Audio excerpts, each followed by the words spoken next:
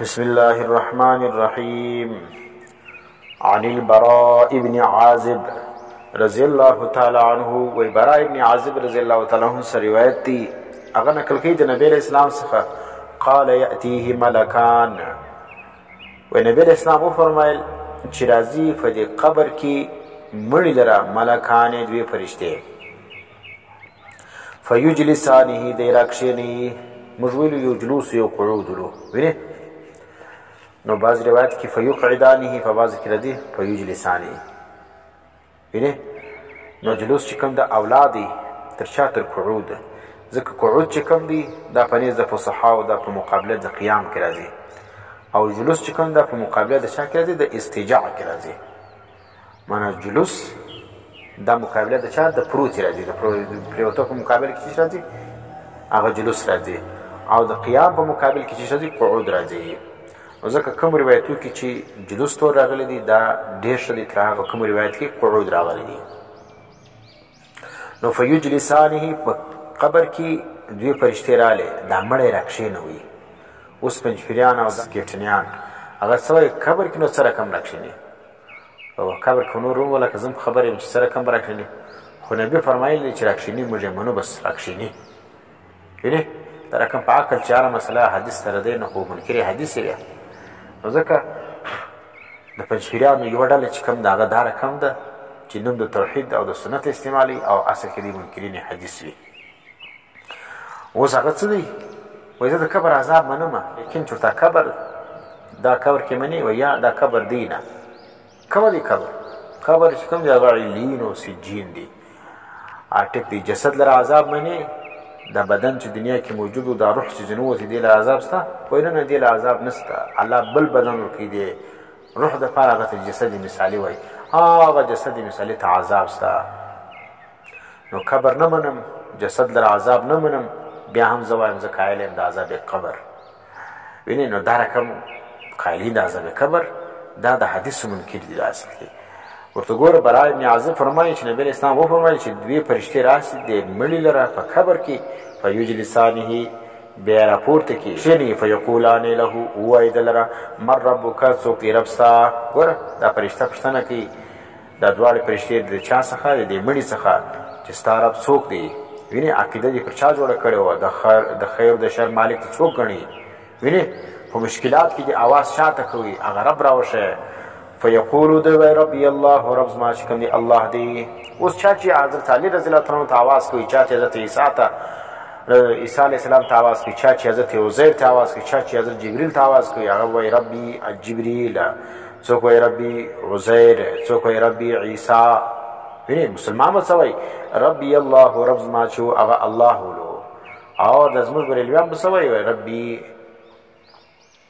وای زما رب چې کوم دی هغه څوک دی پیران پیر دی شیخ عبدالقادر جیلاني دی هغه به ما رانه په مشکلات کې او دا رقم یا رسول الله نارې مو ویل هغه مې رب ولو نو دا چې شو فیقولو دی وای ربي رب زما چې کوم دی الله دا الله ولو فیقولانې ووایي دا دواړه فرشتې له د لره ما دینو کا دین دي څه ولو عیسایي وي یهودي وي مجوسي وي کوم دین دي اختیار کړی ولو هغه دین نوم راوښیه الله خو دې مني د الله دین دې منلی دي که نه دې منلی نو اوس چې مؤمن سړی فیقول هغه ورته دیني الاسلام دین زما اسلام ولو فیقولان ووایي دا دواړې فرشتې ما هذا الرجل الذي بعث فيكم یا بعث فيكم دغه سړی څوک دی دا پتې چې نبي الله راستولی ولو فیقولو دی ووایي هو رسول الله دا د الله رسول الله صلی الله علیه وسلم فیقولان له بیا به وایي د دواړې فرشتې له د لره وما یدریک سمانه ای شی اعلمک کوم شي ته خبر کړی یا چا خبر کړی فیقولو دی وایي مانه ته په دې څه خبر سوې چې دا د الله رسول دی وینې دا سړی دا د الله رسول دی یا دا دین زما اسلام دی او الله چې کوم دا مې رب دی دا په کوم ذریعه باندې دغه علم تعالی راغلی فیقولو دی وای قرأت کتاب الله ما خو وای د الله کلام قرآن مې ووایي هغه کتاب مې لیکلی و چې قل هو الله احد الله الصمد الله چې کوم دی هغه یو دی الله بې نیازه دی الله د چا څه نه دی پیدا د الله څه څوک نه دی پیدا وینې الله ښځه نه لري، لم تکن له صاحبه، د الله دپاره ښځه نشته، الله دپاره اولاد نشته، او د الله همسري نشته. الله زورور ذات دی، الله د اول ذات دی، د الله آخوا ته بل څوک نشته، د الله دپاره خالق نشته، الله خپله خالق دی. خالق چې کم دی هغه ته وایي چې نور خلق پیدا کړي، دا نه دی چې دی څوک پیدا کړي، چې دی بل چا پیدا کړي، بیا خدای مخلوق سره. نو په دې وجه باندې دغه چې کوم دی دا قرآن ما وایي، قرآن کې دا خبر راغلی وه چې الله چې کوم دی هغه یو ذات دی. فآمنت به، بیا ما ایمان راوړی په الله باندې، وصدقت به، وصدقت او ما دغه تصدیق وکړي. وینې د چا د الله او د رسول او د دین ګډ شي. فذلک قوله، نو دا قول د الله دی. یثبت الله، کله کوي الله هغه کسان آمنو چې مؤمنان دي، بالقول الثابت، پر وینا کله کولو والا باندې. ثابت څه معنا؟ مضبوط کرنے والا. دا وینا څه ده؟ کلمه چې څوک وایي دغه عقیده مضبوطیږي، دغه ایمان مضبوطیږي. وینې چې بس معنا باندې دغه نه چې بس لا اله الا الله نور په مطلب سره نه خلاصي. دا وایي چې کارساز، مشکل کشا، دا څوک دی؟ دا یو الله دی. دا د نظام چلونکی څوک دی؟ دا یو الله دی. نو چې دا کېدی جوړ سوله، دا وینا چې کوم ده دا انسان کلکوي. نو په دنیا کې چې تا دا کلمه وویله، په قبر کې به هم انشاءالله الله پاک چې کوم دی هغه بیا په هغه هیبت او دغه په کور کې، د بیر په کور کې به هم انشاءالله تا د فرشتو په مخ کې الله کلک ودرېږي. بالقول ثابت الآیه. قال فینادي مناد، نبی اسلام وفرمیل بیا به اواز وکړي یو اواز کوونکی. چا لره؟ د فرشتو لره. معنی د فرشتو څخه، د فرشتو لره به د اسمان څخه اواز وسي. ان صدق عبدي، معنی دغه ان مفسر دی، معنی اواز به چی شوي؟ دا تفسیر د ندا دپاره دی. هغه به کم اواز کوي؟ ان صدق عبدي، د عزیر علیه السلام بنده نه و، د عیسی علیه السلام بنده نه و، د پیر پیر بنده نه، دا د لمر بنده نه و، د سپوږمۍ بنده نه و، د دنیا بنده نه و. یعنې دا ګرد بندګان دي. دا د چا بنده و؟ دا زما بنده و.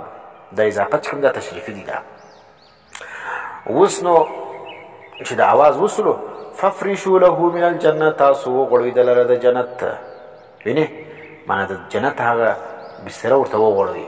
والبسوه، او واغوندئ د لره من الجنت، د جنت څخه، د جنت د کپړو څخه دته اوس هغه دغه ور واغوندئ کپړې. اوس نو دغه کپړې د جنت راغوستل شولې، بستره د جنت ورته هواره شوله. وافتحوا له بابا الى الجنه، دارکم خلاص کړئ د لپاره دروازه د جنت. فیفتحوا له، فیفتحوا، دا دروازه خلاص د لره. قال دی نبی اسلام فرمایي فیاتیه بالروحها وطیبها. وره اوس دې دلته د جنت بستره ورته هواره شوه، کپړې واغوستلې. الله پاک د جنت دروازه مو راخلاصه کړي، د جنت خوشبویان او هغه دغه چې کوم دی هغه دی ویني. نو من روحها، روح څه ته وایي؟ باد صبا ته وایي. باد صبا د سهار څه ده؟ د خنک هوا، دا ډېره خوند کوي. د سهار هوا څه ده؟ په ګرده ورځ کې چې کوم ده، د ګرده ورځ تېره کې د سهار هوا نه پیدا کېږي. په دا وجه سهار خوب چې کوم دی هغه منع دی. چې انسان کوم انسان د سهار خوب نه کوي، هغه بدن تر و تازه وي، دماغ یې تر و تازه وي. او چې د سهار په خوب باندې اخته وي، هغه مخ وګوره مردار مخ یې نیولی.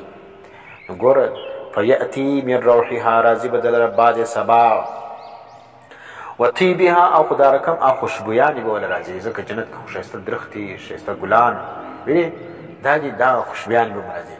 نو دا چې ته اوس ووینې چې ګوره په کوم ځای کې دغه ګلان ولاړې، هلته ډېر ښه خوشبو وي، ډېر ښه خوند کوي، انسان دماغ وي برابر شي.